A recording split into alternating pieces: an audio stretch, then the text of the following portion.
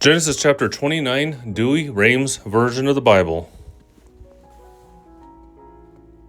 Then Jacob went on in his journey and came into the east country, and he saw a well in the field and 3 flocks of sheep laying by it. And the beasts were watered out of it, and the mouth thereof was closed with a great stone. And the custom was, when all the sheep were gathered together, to roll away the stone, and after the sheep were watered, to put it in the mouth of the well again. And he said to the shepherds, Brethren, whence are you? They answered, Of Haran. And he asked them, saying, Know you Laban, the son of Nachor? They said, We know him. He said, Is he in health? Is he in health? Say they. And behold, Rachel his daughter cometh with the flock. And Jacob said, There is yet much day remaining, neither is it time to bring the flocks into the folds again. First give the sheep drink, and so lead them back to feed. They answered, We cannot, till all the cattle be gathered together, and we remove the stone from the well's mouth, and we may water the flocks. And they were yet speaking, and behold, Rachel came in with her father's sheep, for she fed the flock. And when Jacob saw her, and knew her to be his cousin's German, and that they were the sheep of Laban, his uncle, he removed the stone wherewith the well was closed. And having watered the flock, he kissed her, and lifted up his voice, wept. And he said to her that he was her father's brother, the son of Rebekah.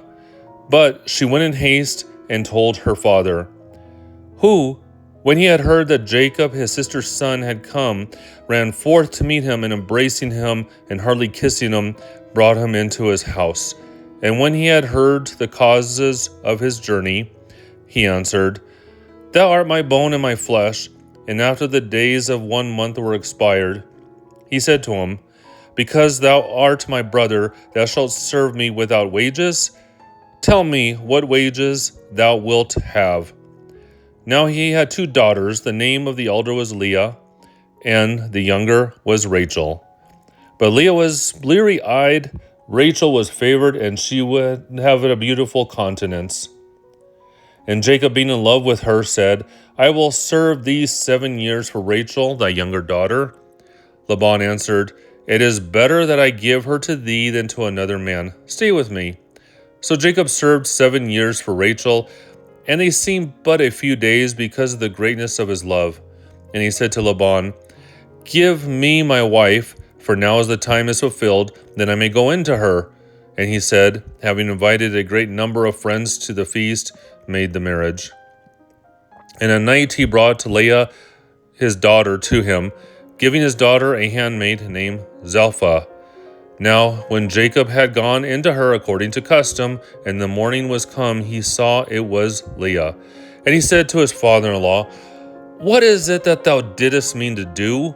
Did I not serve thee for Rachel? Why hast thou deceived me? Laban answered, It is not the custom in this place to give the younger in marriage first. Make up the week of days of this match, and I will give thee her also, for the service that thou hast rendered me other 7 years. He yielded to his pleasure, and after the week was past, he married Rachel, to whom her father gave Bala, her servant. And having at length obtained the marriage he wished for, he preferred the love of the later before the former, and served with him other 7 years.